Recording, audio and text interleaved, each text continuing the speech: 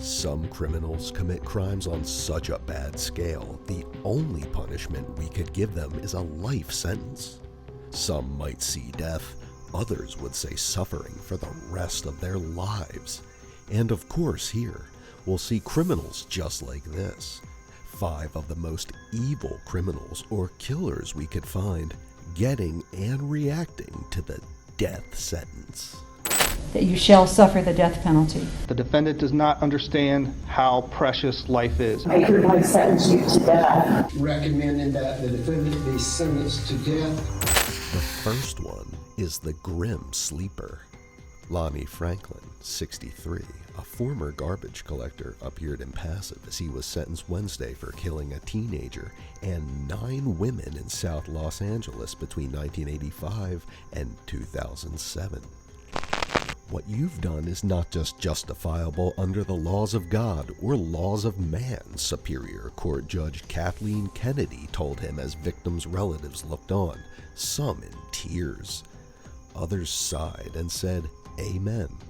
The judge read the names of the 10 victims, pausing each time to say, "You shall suffer the death penalty." First-degree murder of Deborah Jackson as alleged in count 1 and the special circumstance of multiple murder. It is the judgment and sentence of this court that you shall suffer the death penalty. The Grim Sleeper nickname was coined for an apparent 13-year hiatus in slayings, but authorities now think Franklin never rested.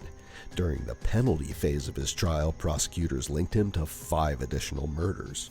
Detectives believe he may have killed at least 25 women. Some of them were drug addicts and prostitutes, and nearly all came from poor, marginalized neighborhoods. Community members complain that it took police 2 decades to link the cases to a single killer. Most were shot at close range, 2 were strangled, and 2 were both strangled and shot. And of course, the case ended with several death sentences. Have you ever seen a psycho like this? The motive, the execution, the ways of the work. Have you ever seen something similar? Then we have Austin Myers.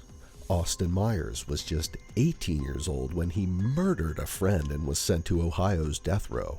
According to court documents, Austin Myers believed there was a lot of money in the home of the victim, Justin Back.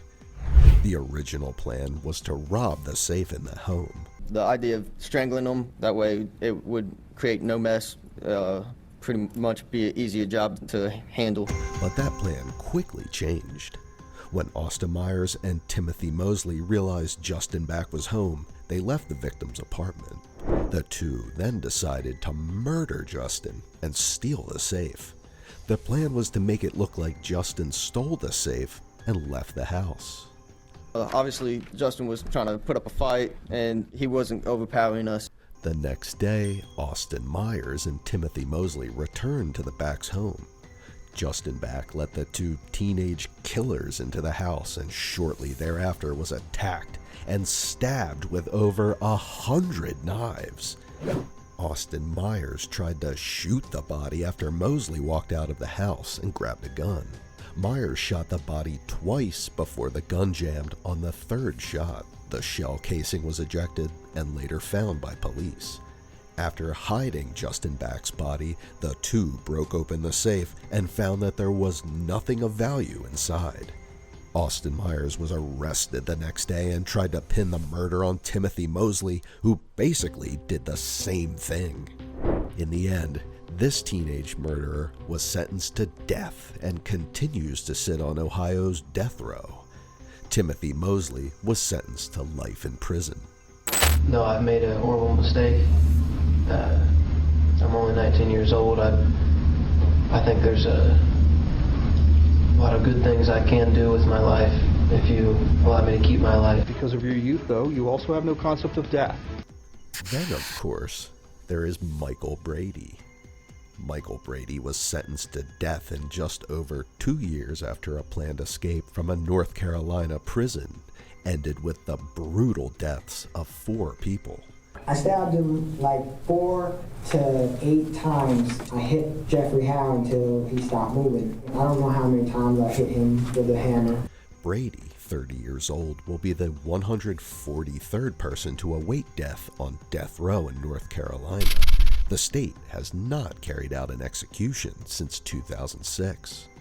Surrounded by 6 police officers, Brady remained calm and stoic as he learned of his death sentence.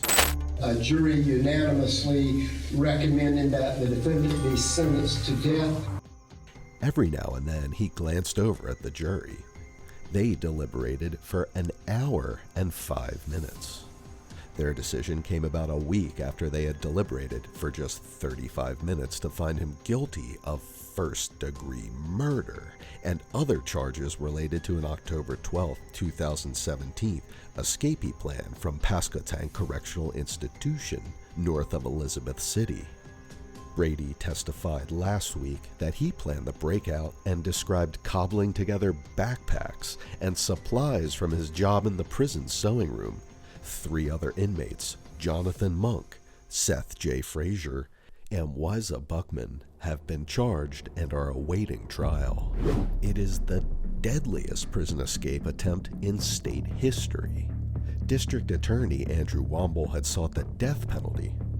In his closing argument, Womble described that Brady, a native of Vermont, took advantage of a position of trust at Pasquotank. He described Brady's victims as obstacles on the way to his ultimate goal of freedom. Clinton Skinner, the older brother of Veronica Darden, a Pasquotank sewing store manager who died the day Brady tried to escape, said he was thrilled immediately after the verdict was announced. "I am glad it happened so fast," Skinner said of the jury's verdict. "The evidence was too obvious." Then we have Martez Abram. Martez Abram was convicted on 2 counts of capital murder and 1 count of attempted murder. The charges stem from a July 2019 shooting that killed 2 Walmart employees and injured a South Haven police officer. Look at the screen, sir. Yes. That's you shooting him? Yes. And you admit that you shot him in cold blood? Yes. You shot him again, didn't you? Yes. Prosecutors asked jurors to sentence Abram to death, which would require a unanimous vote. The defense requested a sentence of life in prison without the possibility of parole, citing Abram's mental condition at the time of the shooting as mitigating circumstances. The jury, however, came back and unanimously sentenced Abram to death. We, the jury, find the defendant, Martez Abram, guilty of capital murder in count 1. We, the jury, find the defendant, Martez Abram, guilty of capital murder in count 2. The jury deliberated for just over 50 minutes to convict Abram, but deliberations on the sentence lasted nearly 3 hours. They unanimously sentenced him to death for the killings of a 40-year-old Anthony Brown and 38-year-old Brandon Gales. The jury also found Abram should serve a life sentence for the attempted murder conviction. A judge will formally sentence Abram on a future date. In count 1, I will sentence you to death. Count 2, you will be sentenced to death. In count 3, you will be sentenced to life in the penitentiary. Abram, who will join 36 others on Mississippi's death row, was a Walmart employee himself, working for the grocer for about 20 years, according to a company spokesman. Have you ever been in a court to witness something like this? It could be a hearing or something similar too. Tell us in the comments. And the last one is Martez Lloyd. A judge sentenced a Florida man to death Thursday for shooting an Orlando police officer while on the run for killing his pregnant ex-girlfriend. And I was just reacting, Mary. I was just reacting. Even when they opened the door, I just reacted. I fired 2 shots, I just reacted. Jurors found Martez Lloyd, 46, guilty in November for the January 2017 death of Lieutenant Deborah Clayton and unanimously recommended the death penalty at a December hearing. We, the jury, unanimously find that the defendant, Martez Lloyd, should be sentenced to death. District Judge Leticia Marquez announced her decision during a brief hearing Thursday morning. I hereby sentence you to death. Lloyd is already serving a life sentence for the murder of Sade Dixon, his former girlfriend, a month before Clayton was killed. Lloyd was on the run for Dixon's murder when he was spotted by a shopper at a Walmart on January 9, 2017. According to prosecutors, the shopper notified Clayton, who was also inside the store, and she tried to stop him. Clayton, 42, was killed in an exchange of gunfire with Lloyd outside the store. During the trial, prosecutors said the fatal shot was fired when Lloyd was standing over Clayton in the parking lot. She was shot 4 times. She was a sergeant at the time of the shooting, but was promoted posthumously. At several hearings since the shooting, Lloyd claims he shot Clayton in self-defense. His attorney said he was of unsound mind at the time of the crime because he had been convinced the police wanted to kill him. You've been trying to kill me. You've been trying to frame me for murder. All right, why don't we remove Mr. Lloyd from the courtroom? His mental health had been a central issue since his arrest. Last week, the judge finally ruled that he was competent to proceed with the sentencing hearing. That was the last of them. If you want to see more, you can always subscribe for more, and we'll see you in the next video. Have a great day, and goodbye.